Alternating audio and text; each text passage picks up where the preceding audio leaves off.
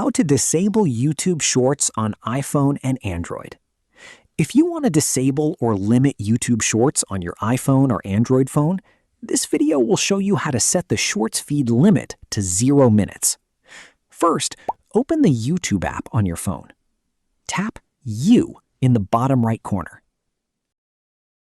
Now, tap the Settings gear icon in the top right corner and find Time Management. The location of this option may be slightly different depending on whether you're using an iPhone or Android. Next, scroll down until you find the Shorts feed limit.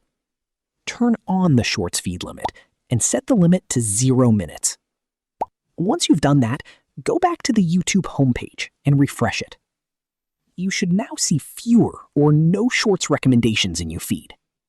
If you try to open the Shorts feed after reaching the limit, YouTube can display a message letting you know that you've reached your Shorts time limit. You can then choose to leave the Shorts feed or ignore the reminder. Keep in mind that this setting limits Shorts rather than permanently removing the Shorts feature from YouTube, and the available options can change with future app updates. That's how you can disable or limit YouTube Shorts on iPhone and Android. If you find this video helpful, click on like, share, and subscribe for more videos.